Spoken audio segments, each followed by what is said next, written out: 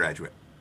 Most of my legal career has been in public interest law, so my focus has been on whether AI tools can help legal aid organizations to get better outcomes with limited resources, as well as addressing the risks that come with the tools. In my part of this presentation, I will do three things. I will share a short video about what happens to the queries we put into an AI tool, how they travel and get used. Two, I'll revisit some of the terms in the video briefly. And number three, I will share a couple of examples or demos of how I use AI for productivity. Hi, everyone. My name is Colin Starger. I'm a professor of law at the University of Baltimore School of Law, where I teach criminal law, constitutional law, and most pertinent to today's presentation, I teach a course called Data Science for Lawyers, which grew out of a previous course called Coding for Lawyers. And I also teach in something we call the Legal Data and Design Clinic. Before I was a lawyer, I was a computer programmer, and I'm quite comfortable with the technical side of things. And I've ended up trying to work with students to think of ways to use these kinds of technologies to improve the delivery of legal services. And in my portion of the talk today, I'm going to be thinking about the idea of what generative AI really is, what kind of intelligence it is, and whether it's a human intelligence, and whether and how that can help us understand both the risks and benefits of Gen AI. Good morning, everyone. My name is Carolyn Elefant. I'm owner of the law offices of Carolyn Elefant, a small national firm that fights big energy. I'm also the author and founder of the blog myshingle.com, which is the longest running blog on solo and small firm practice. My goal is to empower every solo and small firm to leverage AI so that they can serve clients more effectively and compete with larger operations. And today I'm going to be talking about a question that I know that most of you as attorneys have on your mind, which is how you can use AI safely and securely without compromising client information. So I'm going to focus on the ethical requirements and also some of the technical requirements. All right, I'll share my screen. Also, it may be helpful if when you're not presenting to mute your microphone. Oh, good idea. Where do you mute? Do you see yourself over on the side there? There's a mic button. Perfect. That way you don't have to worry about being quiet.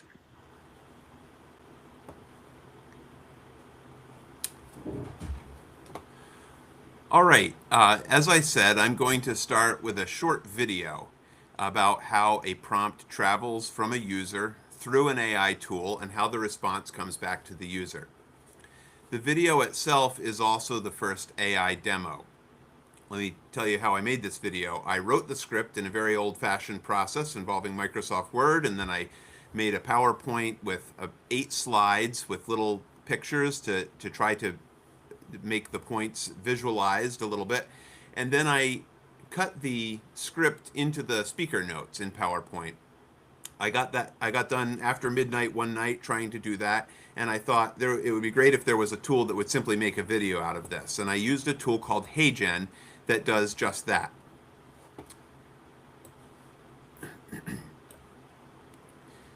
So I uploaded the PowerPoint with the speaker notes into HeyGen, and I gave HeyGen a short video clip of me reading a few seconds of stock text.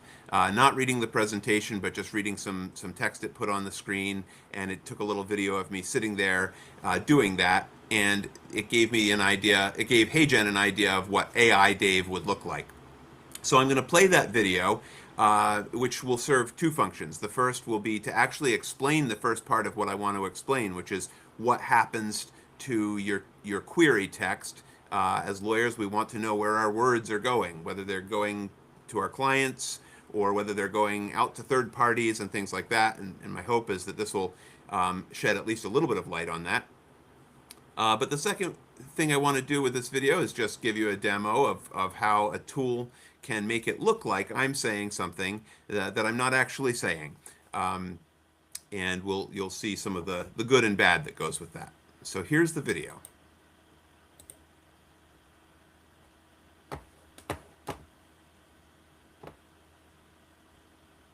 Welcome. I want to start by unpacking the parts of the generative AI process, because I think at least a high-level understanding is helpful to allow lawyers to make informed decisions about the implications of using certain tools in certain ways. Sometimes I'll be a little imprecise in order to provide a general picture. The AI processes we'll talk about have some key features. We'll talk about a few at first and then return to add more detail. The features are usually not part of one single computer program.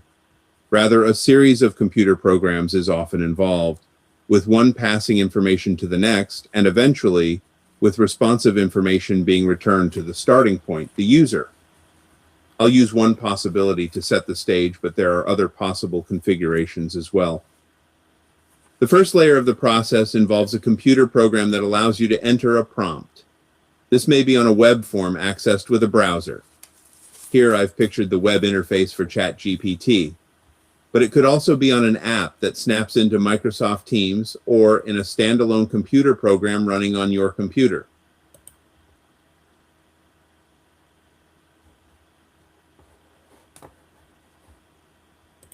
As an example of a prompt, you might ask the program if you will still get paid if you skip work to go to the doctor. In the next stage, the program will take the text of your prompt and bundle it together with other helpful information to get ready to send it to the large language model to be processed. For example, the program might include several of your prior prompts in order to make the output more relevant to you. Depending on the capabilities of the tool, it might run a web search to find relevant laws to include in the bundle of information. It might also include a standard block of instruction text designed to shape the way in which a response is generated. This second layer is sometimes called the orchestration layer, and that whole bundle of information that it assembles is called the context. At this layer, the AI program acts like the conductor of an orchestra, pulling the various elements into the context. Typically, the AI program will now send the context off to another computer program, usually hosted in the cloud, in a huge server farm somewhere. Most of the predictive work for these AI programs at this stage is done by large models developed by major companies. For example, OpenAI's GPT models, Anthropic's Claude models, Google's Gemini models, Meta's Llama models, etc. Several things happen once the context is received by the LLM layer. The text and other information contained in the context is broken down into small parts or tokens, which can be represented by numbers. That numerical data is further prepared and then processed by the large language model, or LLM. The LLM itself is a set of procedures and numerical representations of information that allow it to generate output based on the context and how language has been used in its training data. The underlying information about probable connections between tokens has been developed through a long process of training, during which the LLM has processed billions of pages of text. For our purposes, the LLM functions like a bit of a black box. It is beyond our present scope to discuss exactly how it works, but it processes input and produces numerical output. The process that the LLM goes through in processing the context is called inference. The output of the inference is numerical also, and will yield output tokens that are translated back into new text and passed back to the user. With that general overview in place, let's look closer at a couple of areas. The powerful pattern recognition and probability-based output of LLMs allows them to appear very fluent with words.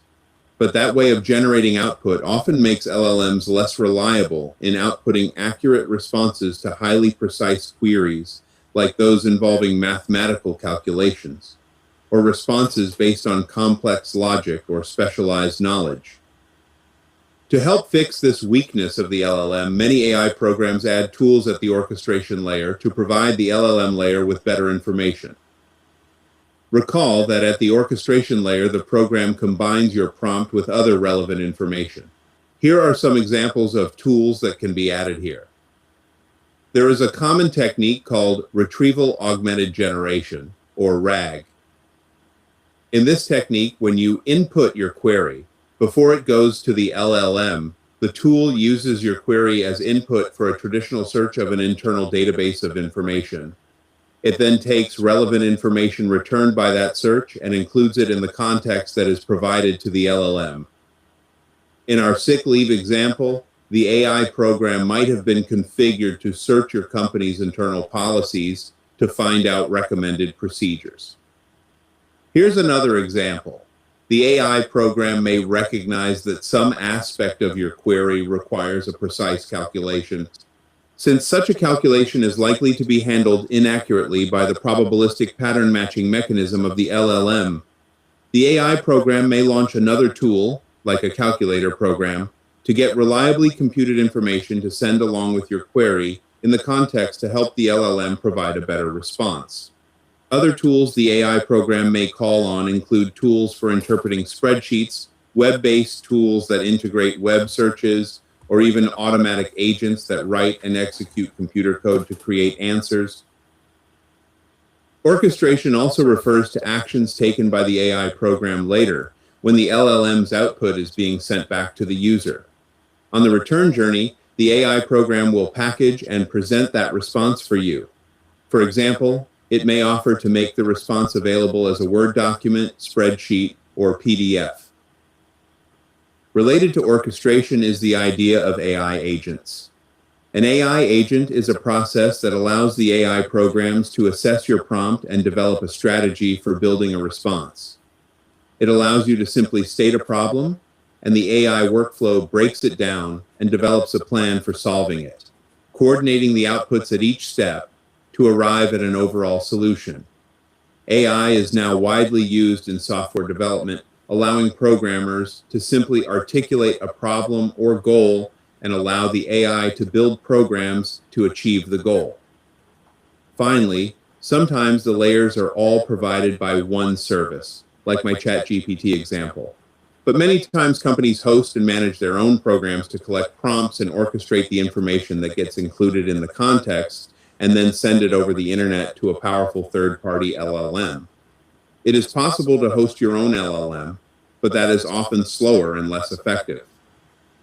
Thank you for watching this introduction, and I hope the information helps you build a foundation of understanding as you decide how you will use AI tools. Welcome. All right. Well, now I'm going to just flip through these slides that it went through to move on to the next portion. So having shared that video, I just have a couple of quick notes on that. First, obviously something that automates your communications and marketing videos could be very helpful.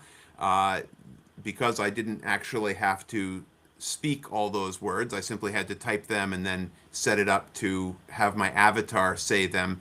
That certainly adds a lot of predictability and takes away some of the different cuts and edits that would be involved with a video. And the captions, the automatic generation of closed captions is helpful. But the flip side is you probably were tempted to zone out at some point in that because the voice got a little bit repetitive. And, when I first ran it, it was very fast, and I had to go in and crank it down in slowness, and then I had to manually add a bunch of pauses. And I think it's worth just saying here a piece of terminology that sometimes gets used to describe the discomfort that a viewer has when they start to suspect that somebody is not really a real person but is an AI tool. This is sometimes called the uncanny valley. And the idea is that as the computer-generated visual starts to look more and more like a person, there comes a point where it looks very close to being a person, but where the cognitive dissonance that the user experiences on seeing it, they start to see little things that, like, I've seen that exact flicker of intonation before, or that intonation didn't sound quite right. And it's a high ick factor in the uncanny valley. And it's just something to be aware of. as you start to use AI tools if you use it for video or audio. Obviously, the potential for deepfake here becomes another a risk factor to just consider. Now, moving on, I want to just touch on a couple of the terms that the video put out on the table. I just want to revisit that very quickly.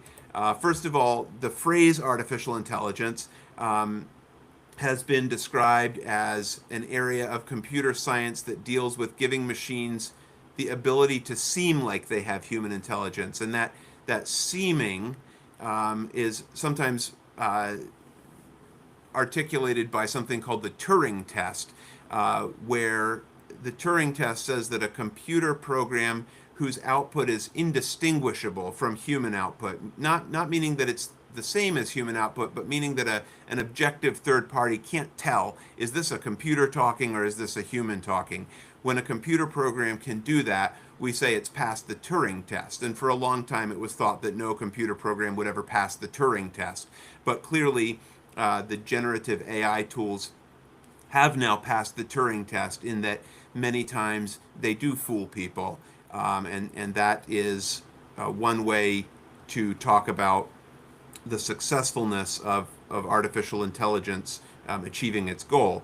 The word generative artificial intelligence, there's multiple kinds of AI, but generative has to do with generating or making new content.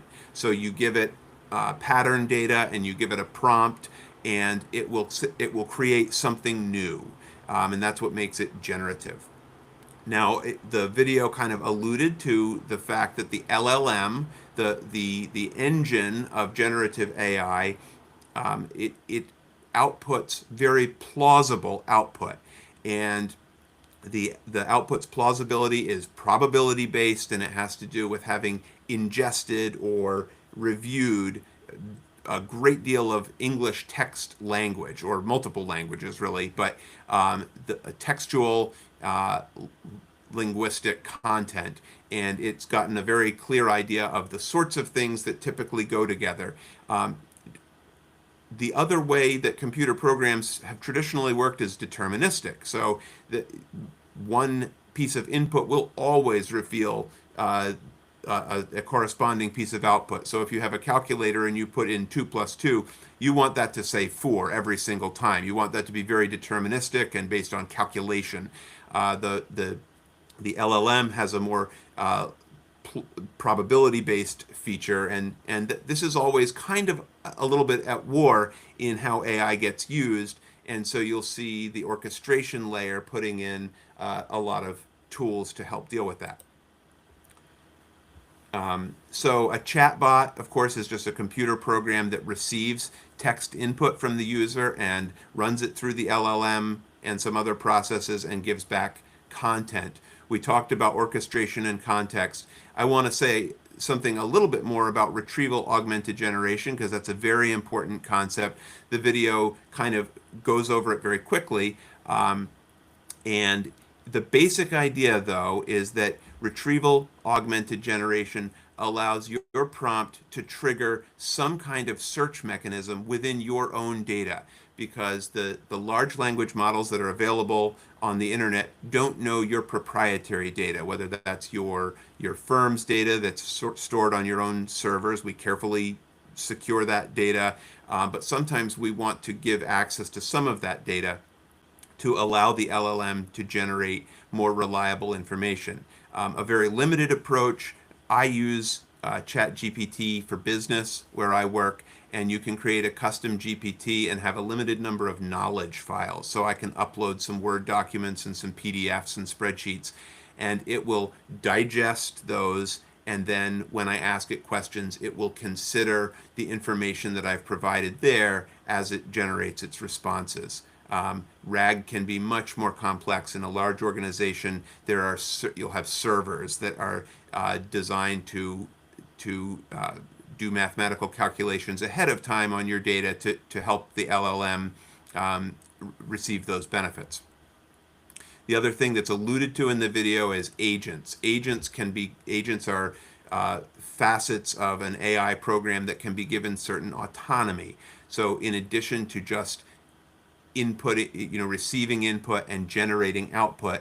An agent can be given the autonomy, say, to communicate with others, to run web queries, to send emails, to make purchases. You can configure an agent to purchase a certain good anytime its price comes under a certain amount. So the risk factor there, of course, goes up because you're giving a mechanistic process the ability to act as you in the real world instead of just to talk to you. Agents can send email follow-ups, for example, for billing in your business. They can prepare you for a meeting, including running external research on the other participants who will be in the meeting, and send you a little cheat sheet ahead of time. So there's a lot of power there, and there's also an attendant uptick in the risk there. Training data is a big deal. The LLM, the reliability of the LLM is based on the data it has trained on. Early on in 2022 and 2023, the first very popular generative AI tools were based on a limited training data set that only went up to a certain date and time. And if you asked it questions that implied knowledge beyond that, it couldn't answer them. One of the things, the more advanced models now can do real-time web search or can use retrieval augmented generation within your own data. But it's important to note whether the tool you're using will take the information you give it through the context, whether that's your prompt or the retrieval augmented generation information that goes to the model, whether it will learn from that. Because obviously, as lawyers, if we're communicating anything remotely confidential, we want to guard against the model learning from that. So those are decisions that others will talk more about, but that's, of course, that's the issue of whether the model will train on your data. And there are ways to prevent that from happening. Finally, I want to give just a couple of examples. The first one, of course, was the video. The second one is an interesting gloss on the video. After I had made the video in HeyGen, I pressed another button and it yielded this output.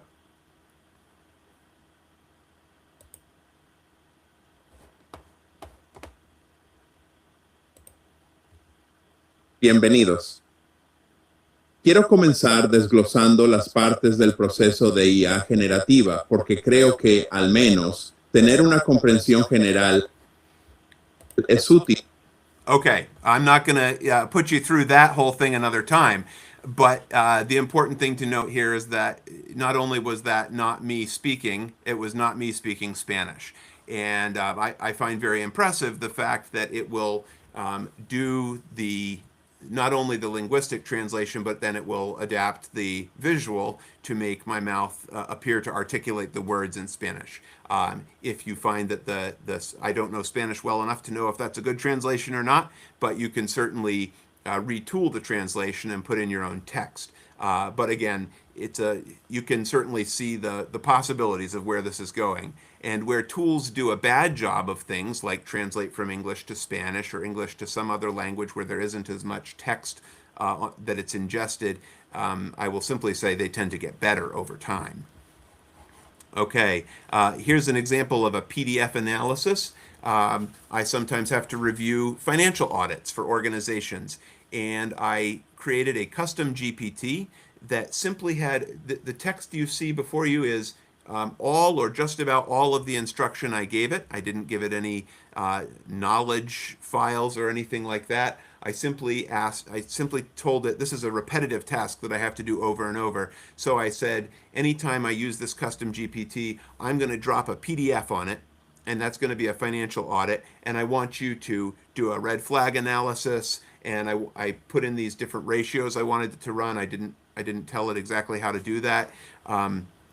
But the example here shows me dropping a PDF physically onto the chat interface and pressing upload. At that point,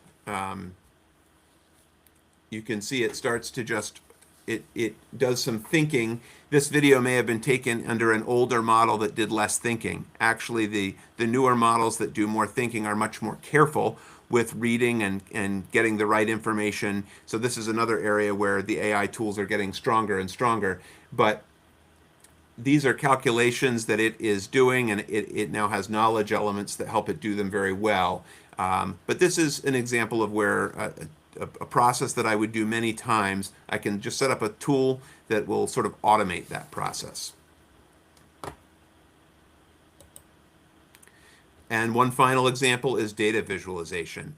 Very often I am presented with a lot of information in either a PDF format or an Excel format, and I want to visualize to get a sense of the big picture of that data.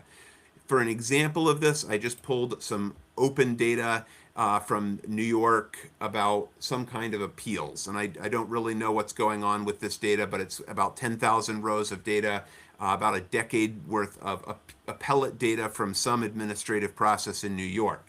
Maybe you know about it. I certainly don't. But what's interesting is column D shows the type of appeal, and column E shows the date of filing, starting in 2014. So as a test, just to sort of show you how it'll work, I gave it this prompt. I said, please review this list of appeals. Consider the date filed and make a bar chart for the last 5 years, 2021 to 2025, showing the overall number of appeals filed in each of those years. Next to that, just for the appeals filed in 2025, give me a pie chart that shows what kind of appeals they were. So this is all I typed in to the tool, and then I uploaded the the Excel sheet to it. Just to show you the kind of thinking that it did, this was just some snippets of its interaction back. It didn't require any follow-up. Sometimes it asks follow-up questions, but you can see it thought for 1 minute and 21 seconds. You can see it accessed certain skills that are built into the tool that it only accesses when it needs them. It writes Python code, it decides on chart format and output, and it makes a bunch of internal decisions.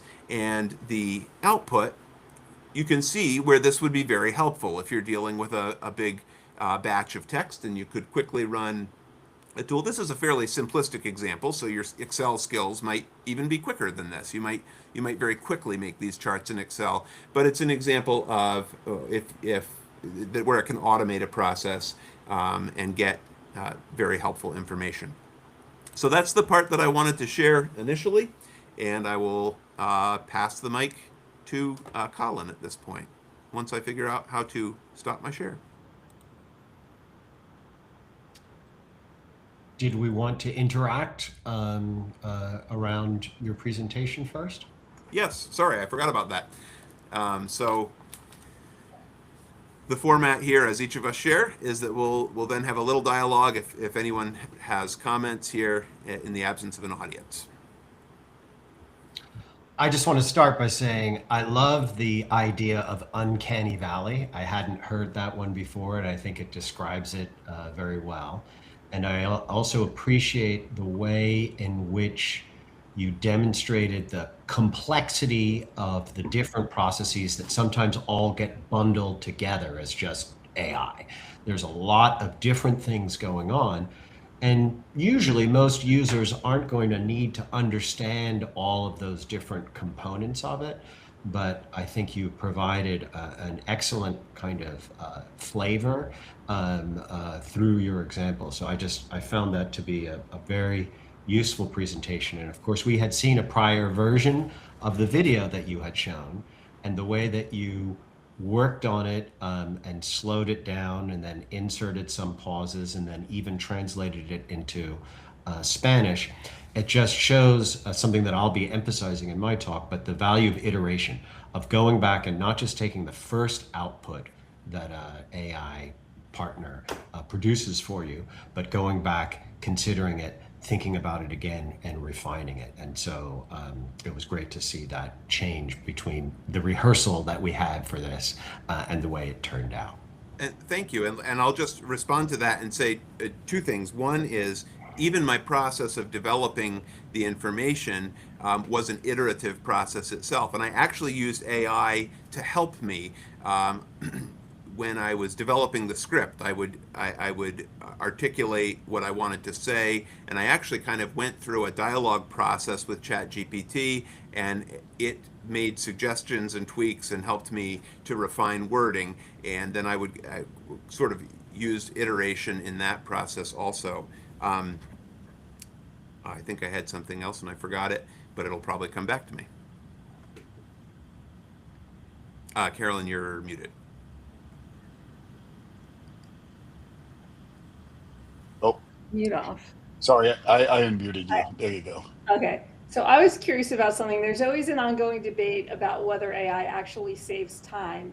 In your situation, you gave an example of how certainly using AI to do those the pre-recorded video must have saved some time, but also you described a lot of the iterations that you went through, which could potentially lead viewers to believe that it just might be easier to just do it yourself instead of using the AI. So I wonder if you had any feedback on that, if it saves time, improves quality, and what are the best use cases for it? Sure. I think the question of the best use cases is one that we should probably tease out throughout this presentation and the presentations that follow as part of this series.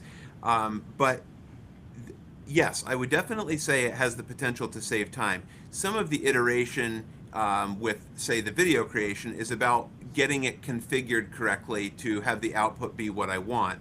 But from then on, once I have sort of developed, as with any tool, once you've taken the time to learn the tool and get the configuration correct, it can then crank through. I'm imagining someone who maybe releases short internal, videos for their team on a periodic basis, instructing them how to do something or giving them, updating them on the news or something.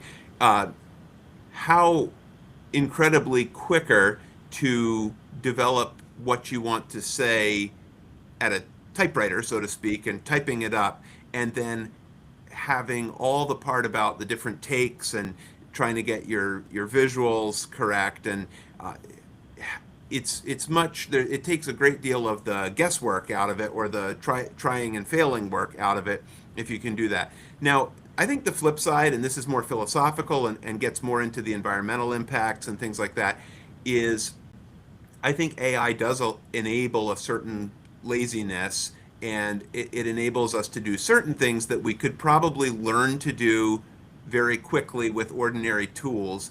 The AI is powerful enough to take very early input and make it a pretty polished output.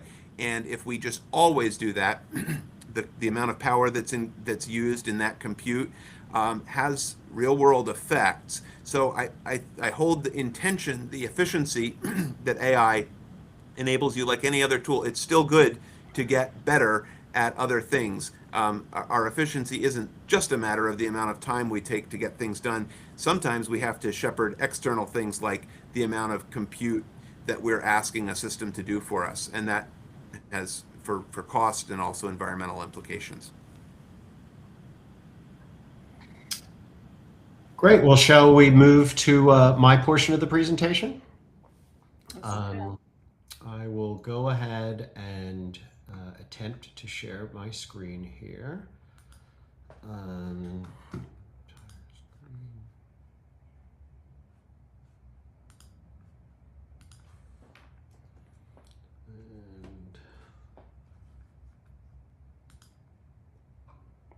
all right. I assume I'm all good to go. And so again, my name is Colin Starger. As the academic on the panel, I'm going to be giving a slightly more philosophical approach to this, but I hope it's one that's productive. And I want to start by telling you my kind of premise. This session is entitled The Foundations of Generative AI, and I want to kind of push on that foundations metaphor. To argue that the foundations of generative AI are relatively stable, but what we are building is evolving extremely rapidly. And so my premise is that if we can kind of understand these conceptually persistent foundations, we can better adapt to constant changes in the surface structures. Things are changing all the time. The tools are evolving constantly, but some things stay the same. And I want to linger on those a little bit during today's presentation. So the question that I'm going to use to frame this all is, what kind of intelligence is generative AI? How does the intelligence that it offers compare or contrast to human intelligences?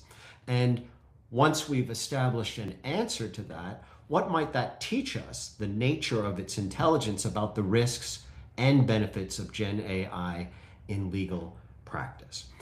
Some of the concepts that I'd like to cover, that Dave has already covered some of them, which is perfect, the idea of generative intelligence versus determinative algorithms, talk a little bit about general versus specific law tools, and then thinking about how to responsibly use AI as a partner. So I'll start with a question. Is Gen AI human intelligence? I think most people would sort of say no. I mean, first of all, it's got the word artificial in it, which makes it sound unnatural, like artificial sweetener or artificial color. And obviously it comes out of a computer or a machine and rather than people. And we think, well, machines aren't people, they're not human. But I'm going to go out a limb and make a claim. And I'm going to argue that the intelligence that Gen AI produces is in fact human, and that it's just the latest step in a long evolutionary process of what I'm going to call externalized collective discursive intelligence. And what Gen AI represents is the next step in this particular type of externalized human collective intelligence. However, I'm going to limit that, just to give a little bit of a spoiler, to say that there are other types of social, emotional, and moral intelligence, really, that differ from this particular type of human intelligence that I say Gen AI represents, and understanding that is critical. So let me start by citing to a study that came out in the Proceedings of the National Academy of Sciences just in February of this year. And it made quite a splash, and it helps explain what I am calling externalized collective discursive intelligence. This paper involved researchers analyzing a corpus of more than 3,000 engraved signs. They were really sort of dots, lines, notches, crosses, and little geometric markings that were found on ivory figurines and tools and other artifacts from the European Upper Paleolithic era, roughly 40,000 years ago. And after analyzing these through a very sort of sophisticated statistical pattern matching, they said that the patterns were actually representative of a symbolic communication system. In other words, the patterns that they saw on these tools were not decoration. Now, importantly, they were not writing yet. This was sort of a precursor to writing, and we don't know what those symbols meant, but we know that they were a communication system. And that was something that humans who were not living could come and look at later. People could communicate with each other without being in each other's presence through these externalized symbols. It's quite a profound thing. And it's an important process in what I'm calling externalized collective discursive intelligence. So here is a way that I've conceptualized or framed how we might think of that entire process. You'll see symbolic signs over on the left side at about 40,000 years ago. That wasn't the first stage in evolution. Of course, evolution is a very, very long process, but for the purposes of today, I'm going to start the story about 400,000 years ago, which is around the time human beings began to think about how to control fire. And around the fire, they might share their learning and they would do social transmissions, but of course that was all oral.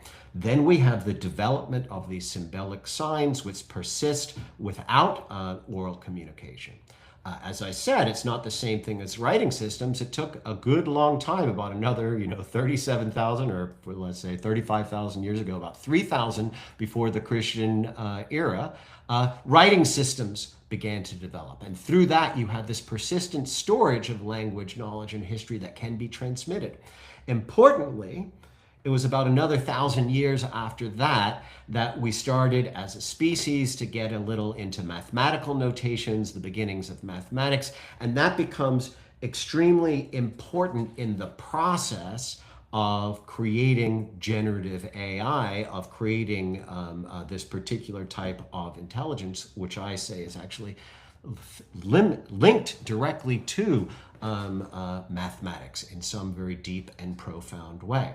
Now, of course, the generation of text continued apace, really got a big boost when the printing press came around, and another massive boost when the internet came around. And the point is that we now have a staggeringly large amount of text that's out there that represents our collective knowledge, our collective intelligence. And we're able to use math to look at the patterns in these texts and predict, given a certain amount of text, what a likely next piece of text was going to be.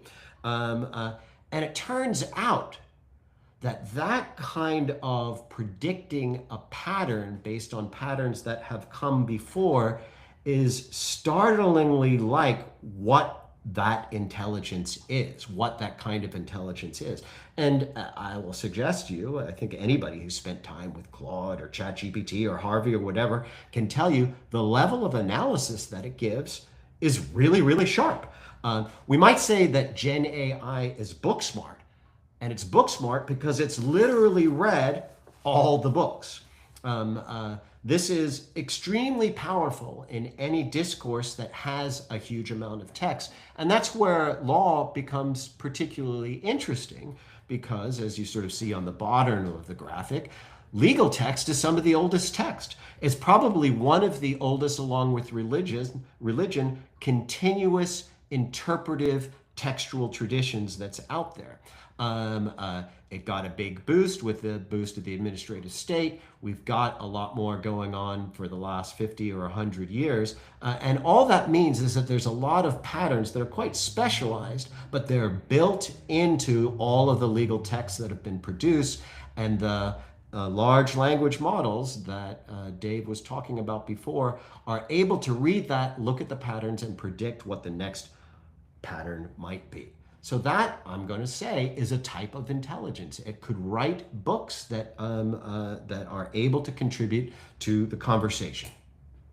However, there's a but, right? All is well and good, what I have said, and it has what I think is an evolutionary importance, and I think there's real philosophical implications about it.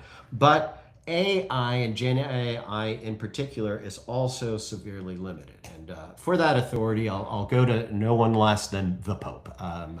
Many of you might have seen just last week, as of this recording, but it was in May of 2026, he released an encyclical called Magnificat Humanitas. And I commend it. It's a very interesting read. I don't commend it for the religious dogma. People have their own views about that. But his analysis of AI is quite sharp. And in fact, I'd like to just read this one part since I think it captures very well some of the limitations. He says, so-called artificial intelligence do not undergo experiences. They do not possess a body, do not feel joy or pain, do not mature through relationships, and do not know from within what love, work, friendship, or responsibility mean. Nor do they have a moral conscience, since they do not judge good and evil, grasp the ultimate meaning of situations, or bear responsibility for consequences. They may imitate language, behavior, and analytical skills, and even simulate empathy and understanding, but they do not understand what they produce, for they lack the affective, relational, and spiritual perspective through which human beings grow in wisdom. And I think keeping that in mind when we think about the limitations, and it's a call for us not to confuse the intensity of AI's ability to engage in discursive prediction with complete human intelligence. So complete human intelligence is multiple. The idea that we have multiple intelligence was very much popularized by Howard Gardner in the 1980s. He was pushing against the idea that IQ, intelligence quotient, really can be measured by a single number because, he argued, we have different types of intelligences. These are the ones that he named: linguistic, logical, mathematical, spatial, musical, body kinetic, interpersonal, intrapersonal, naturalistic. We can say Gen AI is really good at linguistic, logical, mathematical. Some robots are pretty good at spatial, even body kinetic. But it's those latter ones, the focus on what we might think of as social and emotional intelligences, that AI just really doesn't have. Way to think about it is AI can't read the room. It can't tell what's going on with an audience, if they're bored, if they're interested, if they're confused, if they need help, just based on looking at kind of the energy in the room or people's facial expressions. More importantly, it can't form and build relationships. And building relationships is at the heart of what it means to be human, and it's at the heart of what it means to practice law.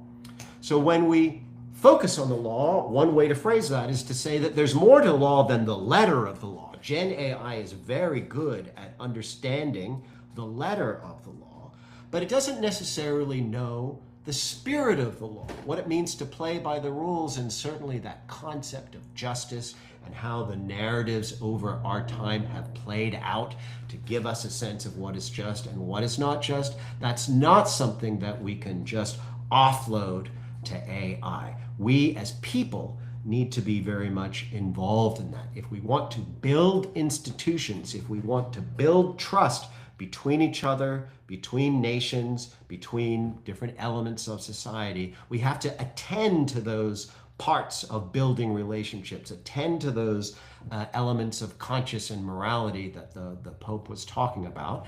And that very much applies as we're thinking about what kinds of guardrails that we want to put on in order to help our development of generative AI. So we should never forget in this context the old idea of garbage in, garbage out. That's an old computer science idea. And essentially it gives us the notion that a Gen AI large language model is only as good as the training data that it's trained on, because that's literally all it knows. It has no intuitions. And if you train an LLM on biased data, racist data, out-of-date data, the outputs that it produces are going to be bad. They're going to replicate that bias in some sort of generative way. And so attending and understanding how we're training these and what we're training them on, in some sense, if you wanted to ask, well, I'm interested in a moral being, let me give it the internet. Right? The internet is not a place where I would like to train someone to be a moral being, because there's a lot of craziness, a lot of amoral pontification going out there. And AI simply sees that as a series of numbers. And there's more numbers maybe on the bad side of the equation, on the good side of the equation. At least that's my argument. And this is something that Dave was getting into, but I think it's super important as well, is that generative AI is not determinative. It does not come up with the same answer every single time. An algorithm, if you put in 2 + 2 = 4, will always 2 + 2 will always come out with 4. And this is not a bug of generative AI. It's a feature. It's what gives it this sense of or type of creativity. It actually is deeply embedded in what this particular type of externalized collective intelligence really is, this kind of analytical intelligence. But it's very much a limit when you're interested in finding right answers. And I have found, and Dave also alluded to this, that there's now a movement to use AI to help you write code or help you produce workflows or produce algorithms abstracted out that are the same every time, but the generative AI helps you make it, and then you run it through this separate process that gives you determinative answers. So there might be times, and this I think is very much in the future, where using generative AI to create determinative algorithms will be a very useful step. All right, but because generative AI is generative, it'll help me talk about my next case study, which is this problem of hallucination. By now, Everybody is familiar with the idea that Gen AI just kind of makes stuff up. That is a feature, not a bug. It gives it a lot of power, but it also can be very dangerous depending on the context. The most obvious context is for us as lawyers to be talking about is citations to authority. Of course, every lawyer advancing an argument needs to cite the relevant law. And there has been an overwhelming amount of lawyers using generative AI in litigation and citing to cases that are simply made up. So there's a guy named Damien Charlton that's been tracking this. And I created this graphic, writing computer code that Gen AI helped me create, downloading his database, only looking at US, he tracks it nationally. But you can see it goes back from June 2023, and there's been a massive uptick of reported cases where somebody is admonished in some way for using hallucinated cases. And those can be cases that don't exist at all, or cases where authority is cited for a proposition that it doesn't stand for. So it's a real case, but a false proposition. Now, while most of the people that we see are pro se litigants, those are the ones in the blue part of the column, there's a huge number of lawyers that are doing it too. It went from just, a couple a month to a couple a day, every day, right through May 2026. And that other category is also one that I want to look at because that has included judges. And that, in fact, will be my case study. If you look at the Georgia Supreme Court handed down a decision earlier in May called Payne versus State, and this was a serious case. It was a murder case.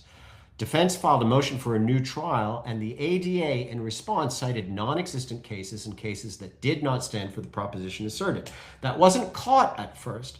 The trial court, in fact, just adopted, not Payne's motion for a new trial. He denied Payne's motion for a new trial in an order that was essentially written by the DA and therefore repeated those same improper and hallucinated cites.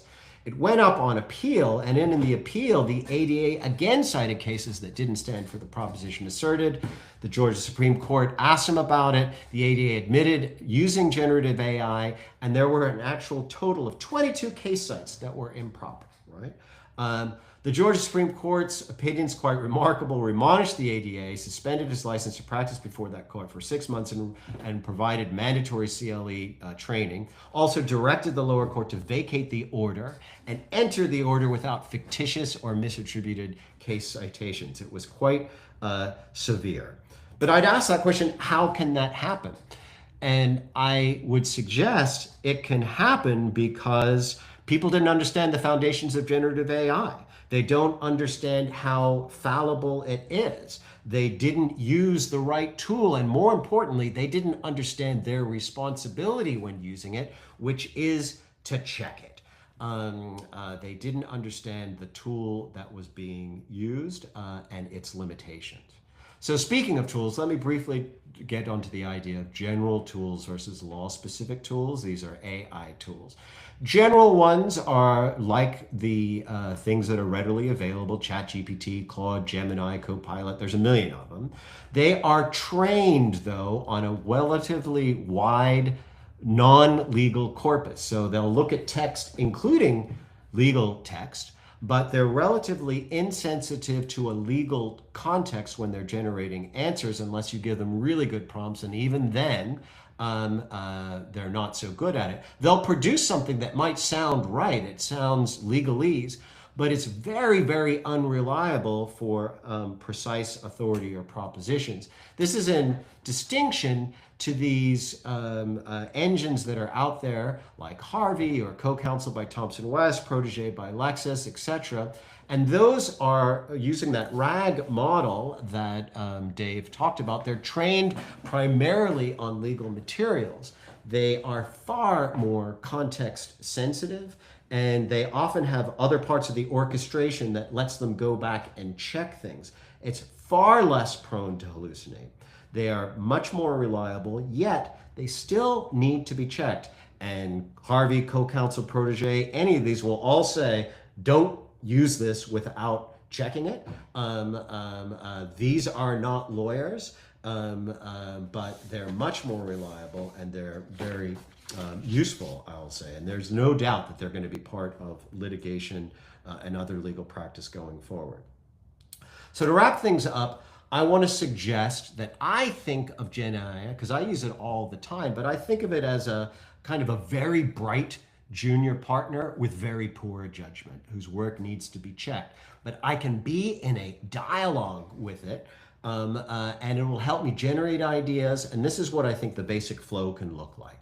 You give it a prompt. There's a whole school, and it's worth spending a lot of time if you want to get good at this, thinking about prompts, the questions that you ask. It returns an answer, and then you have to interrogate that answer. You just don't accept it. You interrogate it, you expand upon it, you ask more questions, and then you iterate. You go back and around. You go back and around. To go to the question that Carolyn asked earlier, for new tasks, I don't think Gen AI, it's a time saver. I actually think it's a way to use your time better. You can dive a little deeper, a little bit quicker, but you should be spending the same amount of time because you need to be interrogating, you need to be checking. But when you have many, many repetitive tasks, building something with an AI like an agent can be very helpful. All right, so it's a very powerful tool which will help me end on my last slide, which is to quote Uncle Ben when he was speaking to Peter Parker, AKA Spider-Man. And that's the idea that with great power comes great responsibility. We can't just accept AI. We can admit that it has this very powerful new form of intelligence that perhaps tells us what it means for us to be human and have this collective intelligence. But when we're trying to build trust and build institutions, we can't rely on it exclusively. We always have to check. All right, I'll stop there and stop sharing and see if I can come back to everybody else. So can we ask a question now? Please. Yes, so I had a question. I am on a lot of Facebook groups and other social media sites where there's a population of people who take great pride in boasting about having never used AI to write a brief or do anything legal. And on the one hand, your presentation talked about the human qualities of law and building relationships, and also how AI isn't a shortcut, which could arguably militate in favor of that decision. On the other hand, your slide at the beginning showing the evolution from the printing press to the internet age to Gen AI doesn't necessarily bode well for people who don't stay abreast of technology. So I was wondering if you've thought of what the best approach is for attorneys who are inclined to say, I don't want to try this at all. I'm not going to use it at all. I'm just going to continue on the same way. And if that's an approach that has sustainability, or what your response would be to a group like that? I think it's sustainable. I mean, if they're able to stay employed, I don't think and produce quality briefs or produce whatever legal work that they want to do, and it works. I think that's fine. It's interesting. Like there would have been maybe 10, 15 years ago attorneys that would say, "Well, I'll never be in a Facebook group.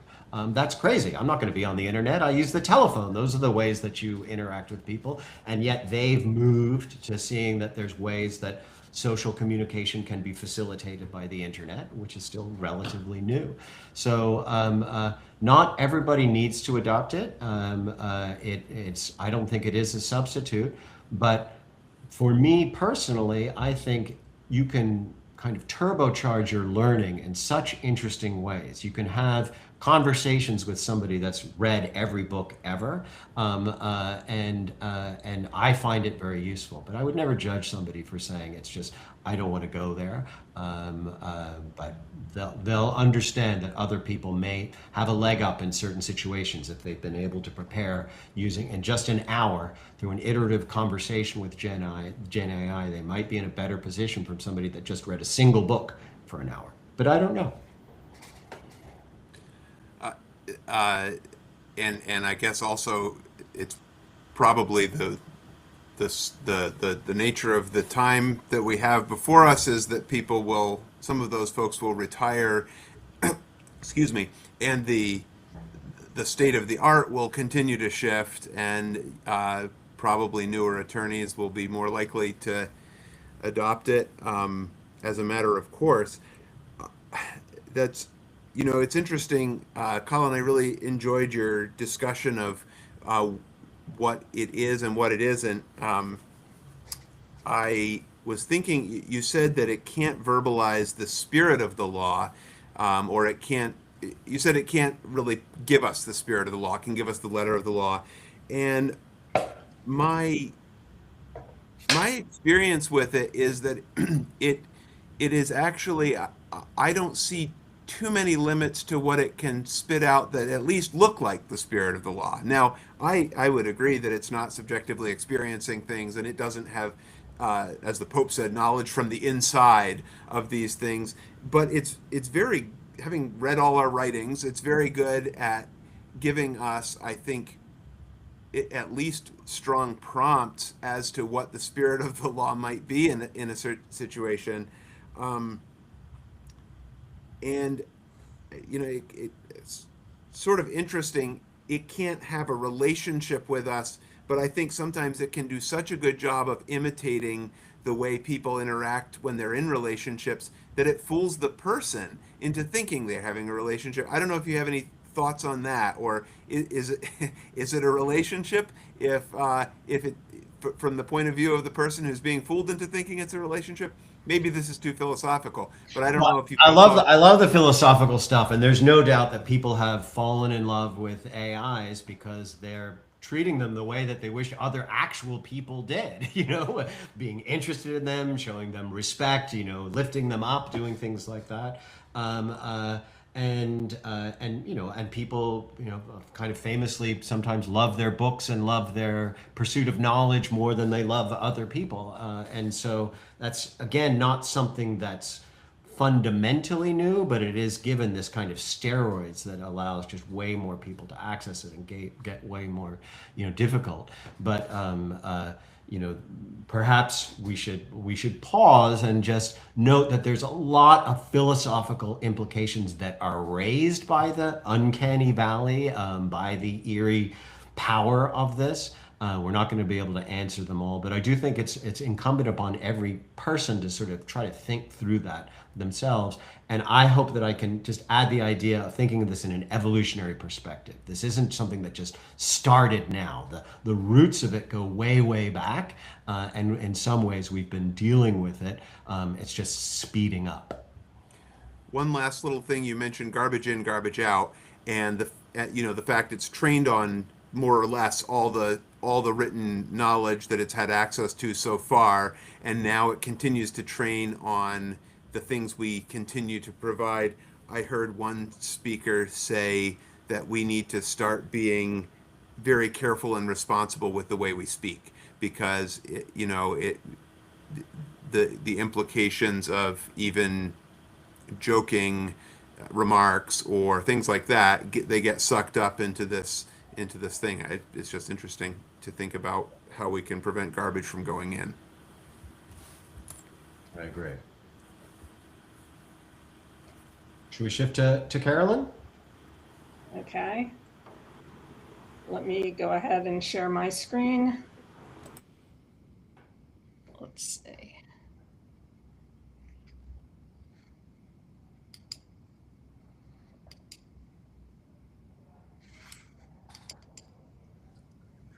Colin, I'm going to go ahead and mute your mic. Okay, and share. I'm just going to go into presentation mode. Okay, can everybody see this? Can everyone hear me? Yes, can see and hear. Everything's good. Okay.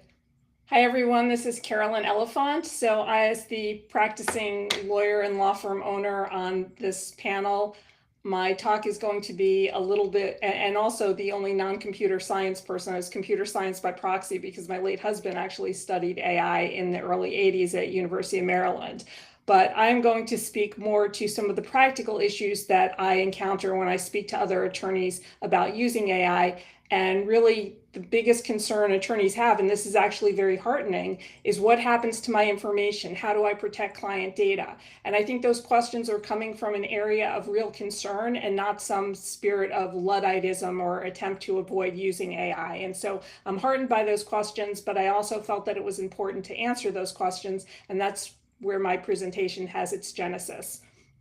And I've titled it Not the Tool, but the Tier, because unfortunately, we have reached a period of time in legal practice where it's not enough to be able to rely solely on tried and true legal tools like Westlaw or Lexis or other AI tools that are developed for attorneys when it comes to security. Some of those tools certainly have the requisite level of security, as I'm going to discuss, but some of them may not. And concomitantly, some of the tools like Perplexity or Claude, if used in a prudent fashion, can also be adopted so that they will serve the same confidentiality obligations that we have. So we're at a point now where we really can't make assumptions. We have to look under the hood just a little bit. And so I'm going to talk about how we can do that in the context of confidentiality and protecting client data when we use AI tools. And so the topics I'm going to speak about are sort of the security framework that you can apply to evaluate the security of tools every time you use them. I'm going to talk a little bit about AI note takers, because that is increasingly becoming a common use of AI, and one where confidentiality is paramount, not just for ethics obligations, but also to avoid being sued for failing to disclose that you're recording an event when other people haven't consented. And then I'm going to talk about just some of the best practices that you can apply in using these tools and give some examples of a practical tool that I've developed to help attorneys evaluate the security and confidentiality of these tools. But again, one of the things that I want you to remember, which I've already discussed at the outset, is it's really, we're talking about the tier of security that you use with these tools and not the category of tools. So when you're evaluating the confidentiality of a tool, tools developed for non-legal versus tools developed for legal aren't necessarily the differentiating factor. There's a rubric that you can apply to assess the confidentiality of all of these tools, and that's really what you want to have as an understanding when you assess confidentiality and using these tools to process client information. So one of the things that we look at when we discuss the confidentiality of using AI systems is you want to ask yourself, first of all, what do we mean by confidentiality and what are our obligations? Do we have to keep this information in a lockbox? Don't many of us use cloud-based, haven't many of us been using cloud-based services for the past 10 or 15 years where we have very confidently uploaded bank documents, used our social security numbers online with the Social Security Office, preserved client documents in the cloud. So how is AI different? And my argument would be it's not different. There's a little bit more that's going on under the hood. So in contrast to some of these static platforms like the cloud, which just store information, we have information being processed on AI platforms. But the analysis is still the same in terms of what we need to look at and what we mean by confidentiality. And so the first rule that's very important to understand is that lawyers are only expected to use reasonable efforts to protect client confidentiality. We don't have to go to extraordinary means unless, of course, we have a client who directs us to do that. And Model Rule 1.6 talks about reasonable efforts. So we're not required to use the absolute most secure technology in the universe if a client comes to us and asks us generalized questions about whether they can fire an employee under certain circumstances. We're not required to eliminate all conceivable risk or provide perfect security. And this idea of reasonable efforts, I think, is really highlighted in an ABA opinion 477R, which basically allows attorneys to use unencrypted email for to communicate client information. And what the ABA decided in that decision is that unencrypted email may be appropriate in many circumstances. There's not a hard and fast rule. Now, all of us know that unencrypted email is vulnerable to exposure to third parties. So saying that email is completely confidential is really a fiction. But what the ABA said is that, look, in many circumstances, there's still an expectation of privacy when you're using email to communicate, and you look at certain factors like the likelihood that this email will compromise highly secure information, look at how sensitive the information is and what types of alternatives they are. And the ABA struck a balance and found that on balance, in most situations, the ability to communicate seamlessly with clients through a tool that many clients were using outweighed any potential risks. Now, again, in certain situations, if you're dealing with a client who's dealing with highly sensitive information or trade secrets, you're going to want to maybe avoid using the email in that situation, but it's something that's really left to the attorney's discretion. And so ABA 477R is also important because it allows attorneys to use their judgment and discretion in working with clients to come up with situations with a resolution or solution that works for that particular case, as opposed to having a hard and fast rule. And so if you expect there to be a hard and fast rule for using AI tools, it really isn't present. There's also another case that came out in March of 2026, Morgan versus V2X. That was a situation where a court, where a party sought discovery of protected information, and the defendant was ordered to release that information subject to a protective order. And one of the things the defendant was concerned about in releasing the information was whether the opposing party would be able to upload that information and be able to use that information for training its models. And so what the court did is it went through a very detailed analysis, and it found that the information could be required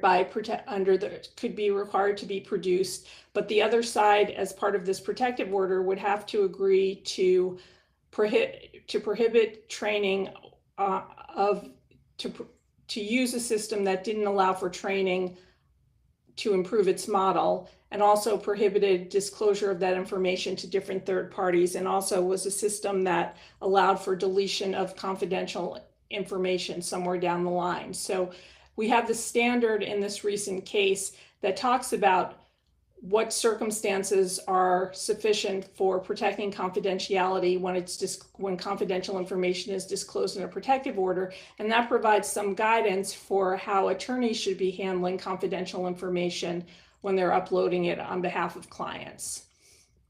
There's also another case, Warner versus Gilbarco, that talks about use of AI by a pro se litigant. This is a case where there was no attorney involvement, and the court found that where a pro se litigant is using this information, work product privilege applies. And so this case is relevant, even though it involved a pro se, because it suggests that work product privilege will protect a lot of attorney use of AI tools to process confidential information. Now, work product protection or privilege alone isn't sufficient because, as you know, work product privilege is something that's very narrow and only applies in situations where there's active litigation. But again, it provides another basis for attorneys to be able to argue or to be able to use AI to process confidential information and to argue that the privilege applies. So these are some of the 6 factors that I mentioned before for evaluating really whether any AI tool offers sufficient confidentiality to use for client work. And the first thing that's important to know is there's different categories of these AI tools that you've probably seen. And when I'm talking about these tools now, I'm talking about the more general tools. I'm not talking about Westlaw or Lexis. I'm talking about like a Claude or a Perplexity. So there's always the free or personal level training, and those are always or personal level platforms. And those are always going to be problematic, as I'm going to discuss. Then there's sort of these paid versions of the tools, but they're still consumer tools. So there's like the pro version of ChatGPT or a pro version of Claude. And it's a little bit of a misnomer to what they're called because they're still consumer tools. The pro version just gives you more tokens or more or ability to process more information. It doesn't necessarily give you the added protections that you need. And finally, there's usually a business level tier, like ChatGPT Business or Enterprise or Claude Enterprise or Perplexity. And that will give you some of the protections that we're going to talk about that allow you to use those tools safely for client work. And again, this is just some of the features of the consumer and personal tools versus the business tier tools. The consumer tools usually have a very weak privacy policy. A business tier plan has a data processing agreement, which is an enforceable contract that ensures that your information is going to be processed, is going to be handled confidentially. It usually contractually prohibits training. So we're going to go through each of these different factors. So the first type of protection, or the first feature that you want to look at, is you want to look at whether an account is a business account or a consumer account, because usually the business account is going to give the strongest type of protection. It has, as I said, it has a data processing agreement with contractual obligations. And as I mentioned before, in that case, that Morgan case where the court allowed for disclosure of information to the opposing party and allowed them to process the information using AI tools, the court was very clear that that disclosure was only allowed in situations where the opposing party had contractually protected confidentiality tools in place. And so again, that was something that applied in litigation, but it's something that can be applied here by analogy. So if you don't have this data protection agreement, it's usually a vendor's privacy policy that governs, and that's something that can be changed unilaterally, and it can be problematic. The other thing that's very important about if you don't have a data protection agreement in place is then with the data protection agreement, it will usually provide by default that your data is not trained on. And in this, I have to go. Okay, so that your data isn't trained on. We're going to talk about the training issue. So the most important factor that you need to look at when you're evaluating confidentiality of tools is whether your data is something that's being trained on by AI tools. Training is kind of the line in the sand. If a tool allows training on your data, it's not going to be confidential for client use. And once that information becomes part of the training database, you can't pull it out. So again, the business tiers of these tools will prohibit training on consumer content. If you're not using a business tool, you can change the settings and you can prohibit training or limit training on the settings. And this is just an example of how you would go about turning training off using Claude, but all the tools are usually different. So usually in the bottom left-hand corner of the screen, you'll see that there's some sort of an account that allows you to turn off training. I've given the example here of my personal account because the other account, my law firm account, is a business account and doesn't even give you the option of turning training on or off. Training is turned off by default.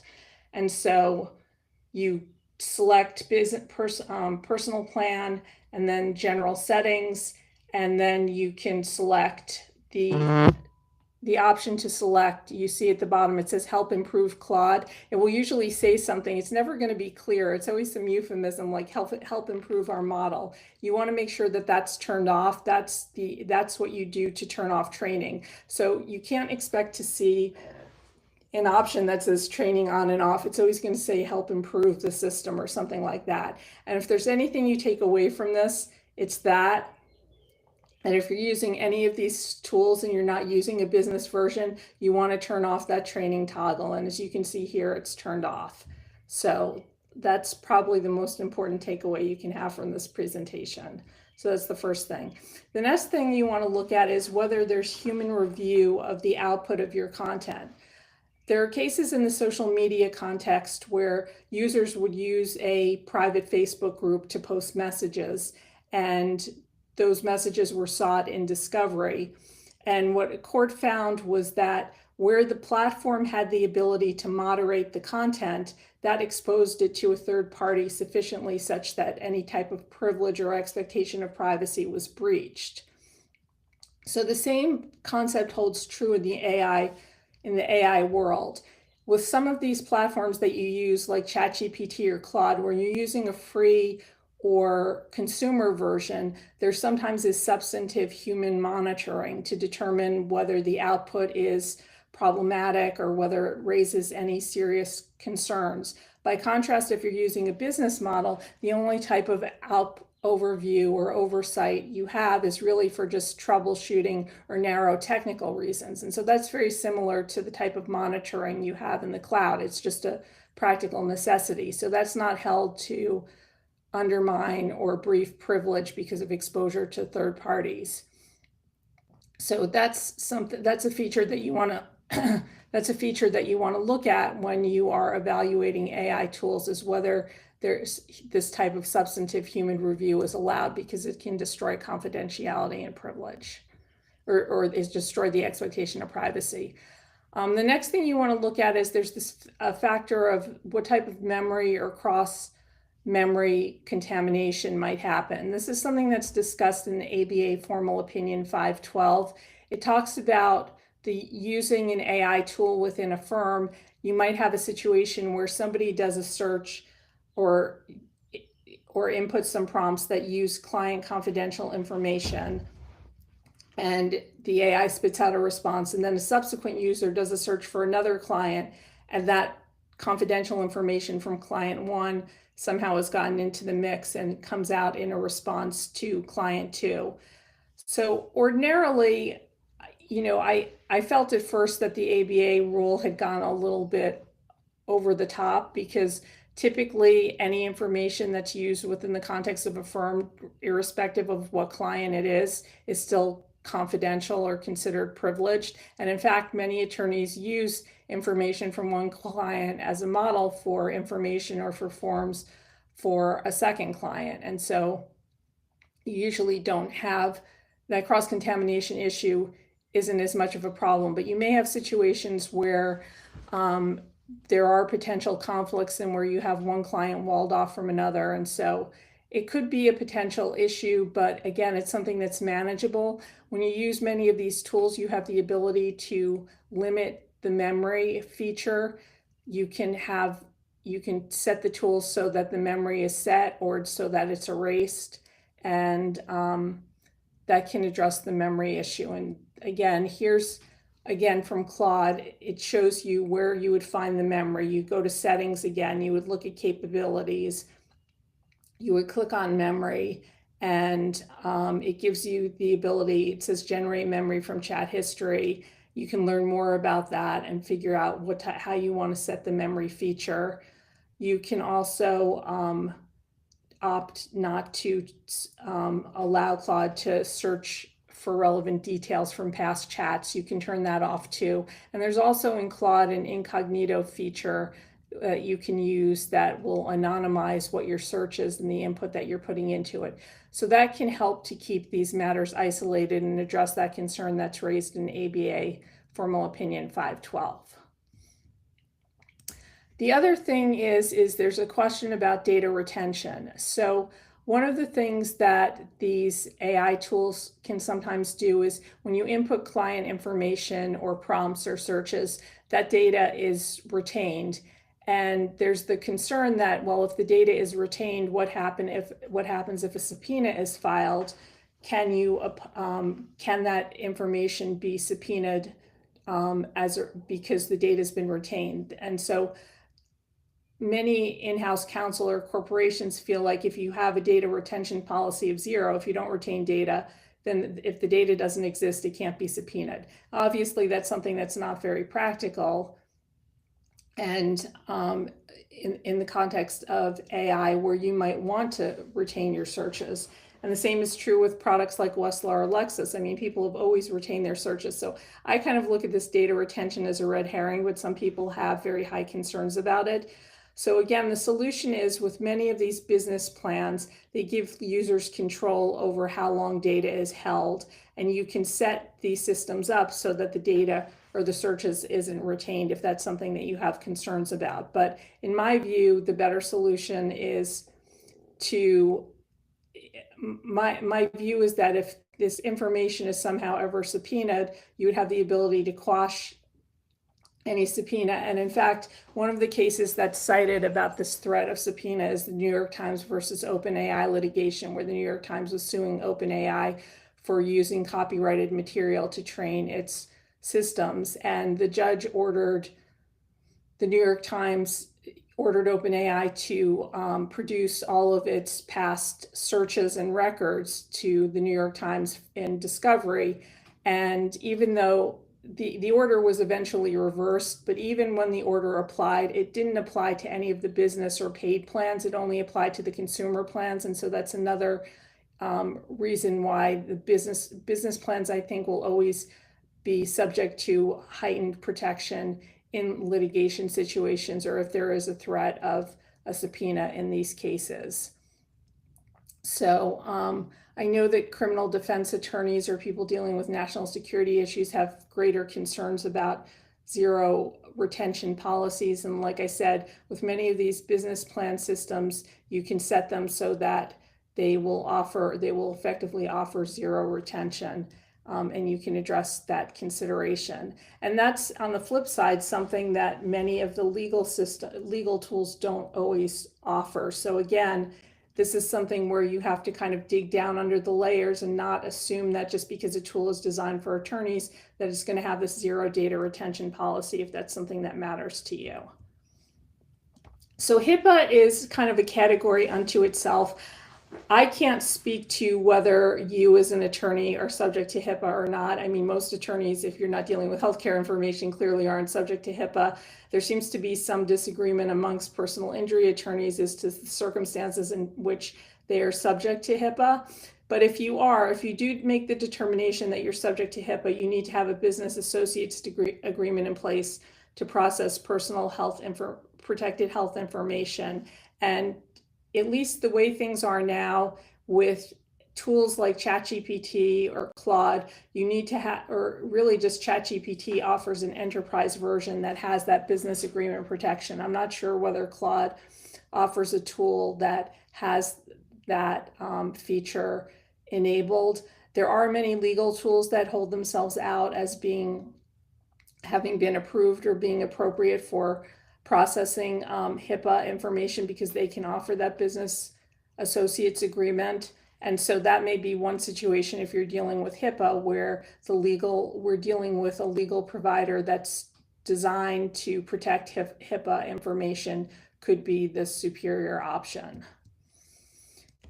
The other thing to look at is, and this is an issue that came up in the Morgan case that I talked about, in that case where the court allowed disclosure of information to an opposing party that wanted to run it through AI, one of the things the court pointed out was that you have to have contractual protection for confidentiality through all layers of your agreement, through all layers of the tool that you're using. So many legal tools like Harvey or CoCounsel or Lexis they're what's called a wrapper. It's a legal specific tool that sits on top of a foundational model like the Anthropic's model or the OpenAI model. And so ordinarily, if you're using Claude or you're using ChatGPT directly, you would look at the agreement that you have directly with that particular model. But if you're using a tool like Harvey or Lexis, that vendor also has an agreement with OpenAI or with Claude. And what the court had said in that case is that agreement also has to provide sufficient protection for information and can't train on your information. So sometimes if you're using a legal tool, it creates a second level of confidentiality that you have to look at. And so a best practice here is if you do sign up to use a legal vendor or another platform that is a wrapper that sits on top of a foundational model, you need to ask to see the agreement that that vendor has with the underlying model to ensure that it's not training on your data. And so that's kind of an irony because many attorneys think automatically or by default that if you sign up to use a legal model, it's going to be safer by default, but you just need to verify that all levels of that agreement that you have, the agreement that you have with the vendor and the agreement the vendor has with the foundational model, all provide that same protection against training on your data and provide the other protections or have those other protections in place.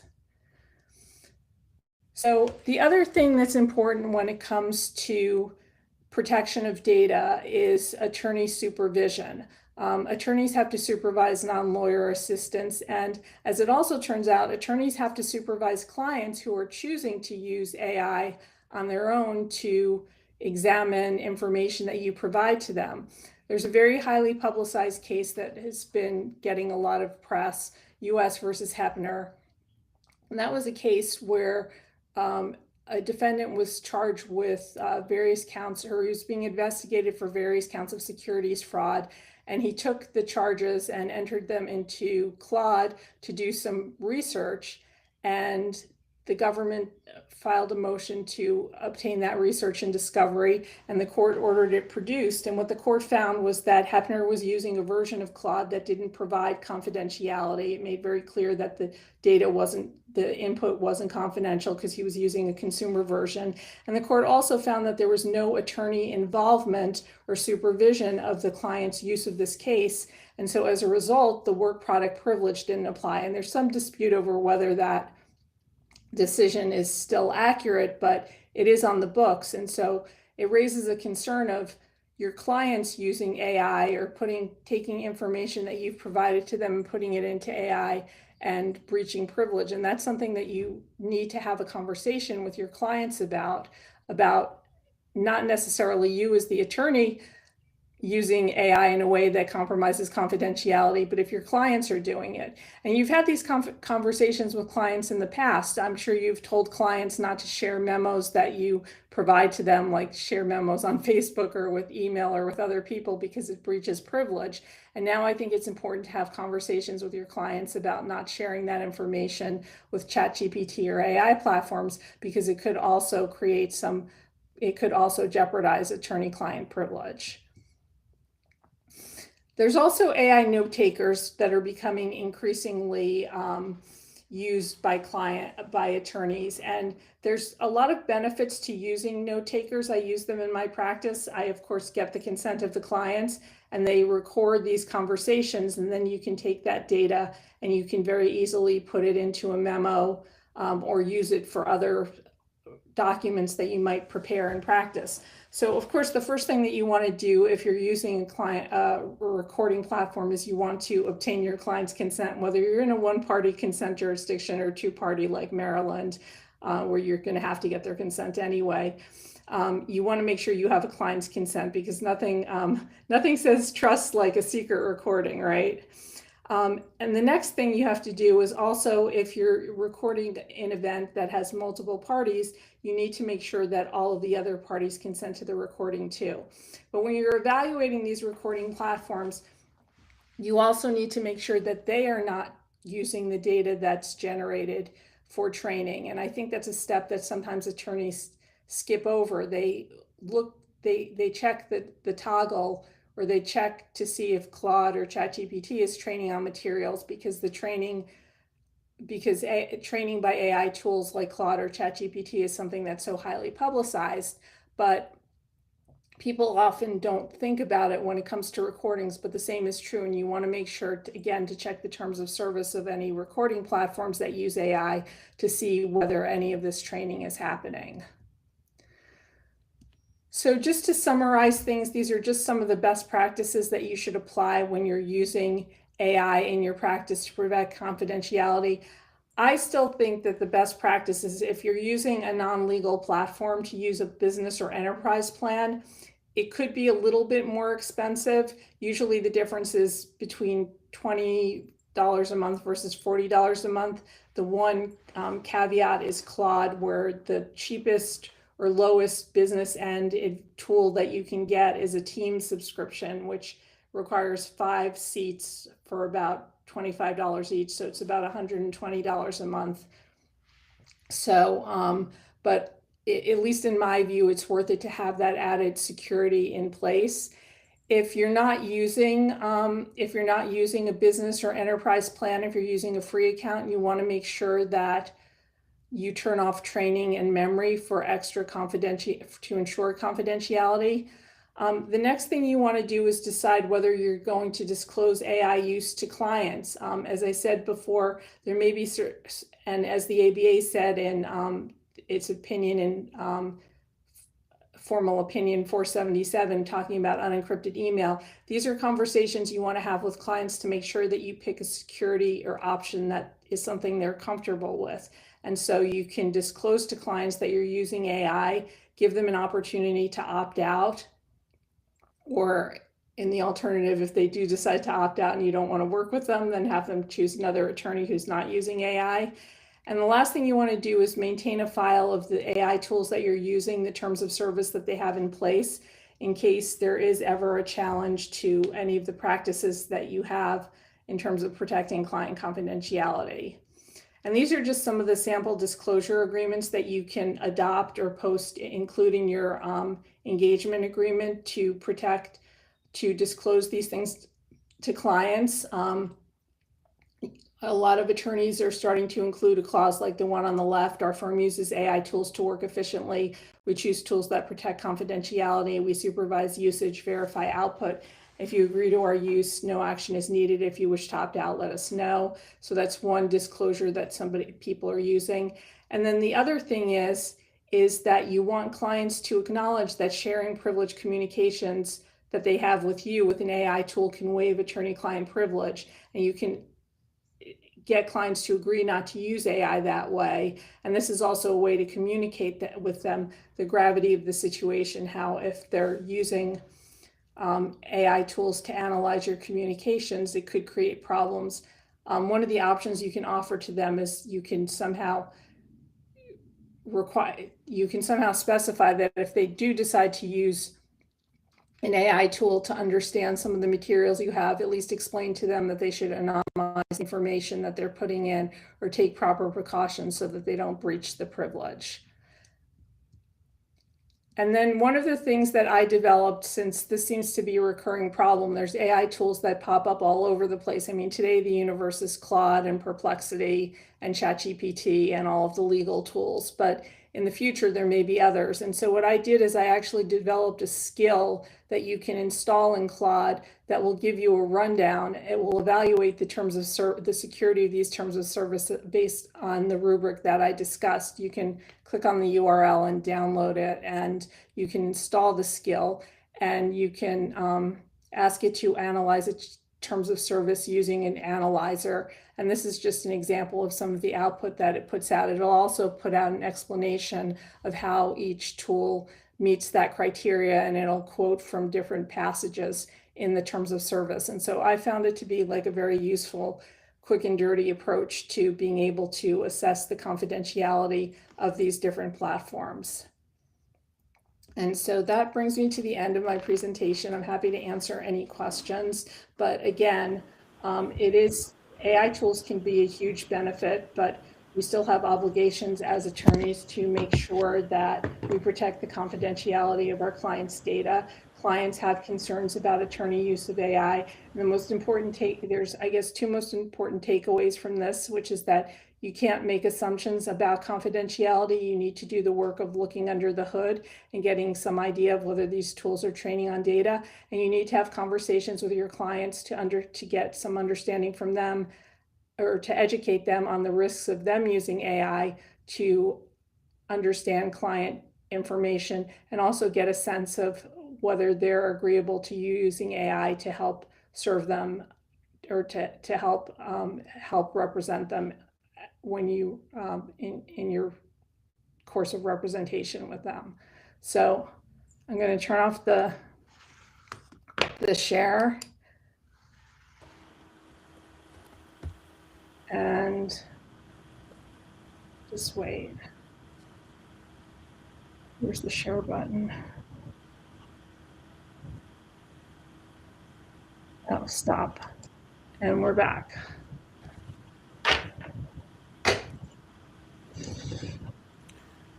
Thanks, Carolyn. I have one follow-up question for you. You compared the cloud-based AI companies to older cloud-based things where lawyers had sort of made their peace with maybe cloud-based email providers or cloud-based storage. And I just have a question about trust. It sort of strikes me that cloud-based storage companies and cloud-based email providers maybe don't have the same incentive to violate your trust. They don't perhaps stand to gain in the same way that maybe a cloud-based AI company would stand to gain in the in the quality of its model by training on your data. So this might be a little bit of an oddball question because I think in general we trust in contracts unless the stakes are so high. As you pointed out, some matters, trade secrets and things, they're just so high that you don't trust in anything. I'm just curious if you have any sense at all of a differentiation in trust of one brand or one tool over another, if that enters your thinking at all. That's a really good question. I think that in some ways, public opinion is starting to turn against AI for a variety of reasons, sometimes environmental reasons, as you mentioned, sometimes just to detract the way it can potentially detract from our humanity, as Colin talked about in his presentation. And so I think that AI companies are becoming sensitive to that too. And this idea of capitalizing on taking user data and taking advantage of it for training is something that I think they're becoming more sensitive to. So I think they are giving more options to turn off training. I know that, traditionally, there had been, I don't know if there's like any one company that was more trustworthy than another. I guess initially out of the gate, Claude had tried to position itself as it adhered to this idea of constitutional AI, trying to come up with or produce results that were more correct or in line with certain principles than some of the other companies. And I don't know how well that distinction has held up, but I think that in general, companies, because I think there is a little bit of a backlash against AI now, I think that's causing companies to be a little bit more careful and to offer more options for protection of data because they realize that it's something that matters to people. So I think that the trust that we now have in cloud storage will, I think, moving forward, kind of trickle down to some of the AI models too. I just want to thank you, Carolyn, for that excellent presentation. And I think it's a simple takeaway that the idea of these free tiers, using them for any kind of legal work, is just not a good idea. They are getting something if you're doing it for free, and if you want data privacy, you just have to pay. It makes a lot of sense, but I hadn't had it presented to me in such a clear way before, and it's a very useful takeaway. Thank you. Yeah, no, and I mean, I guess the other thing is that the cost, what's so troubling about it is the costs are so minimal. You're talking about a $20 or $30 a month subscription to keep your law license and protect your clients' confidences. It's one thing to just dabble with the free ones if you want to figure out a place to, eat lunch with a client or something, but anything related to legal work, it's just, it's a small price for the big benefits that you can get. So it just seems like a no-brainer to me. So as we wrap up this presentation, we were each going to kind of share a kind of a final thought. My final thought is that in my experience, there's a host of use cases that don't implicate legal ethics issues like confidentiality at all. There's a lot of things you do in your business process. There's a lot of things that you do in different ways where a great deal of efficiency can be granted. As I mentioned at the end of my presentation, I've started to be more thoughtful about interesting arguments raised about environmental concerns, and I think we may need to engage in a certain level of self-discipline as we continue to learn about that and as we decide what parts of our process to entrust to AI and what parts to do in other ways. It's something to stay aware of and thoughtful about. So that's my kind of takeaway. I hadn't prepared any particular takeaway, but I'll just say I hope that kind of the excitement that's around this, as well as some of the apprehension that's around the use of generative AI, brings us together more as regular human beings, forming relationships, talking about it, sharing our insights, sharing our feelings, and thinking of it as a tool. But the tool, you just can't give too much to the tool. You still have to keep in mind the human user of it. And I we continue to do that and stay engaged.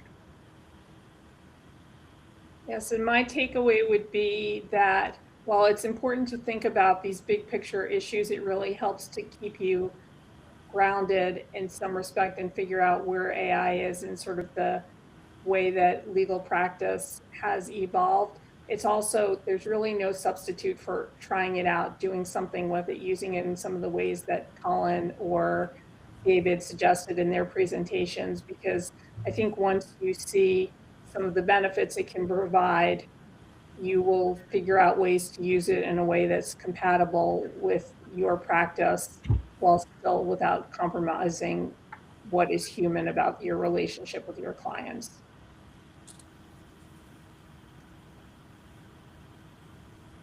Cool. Thank you very much. That's a wrap.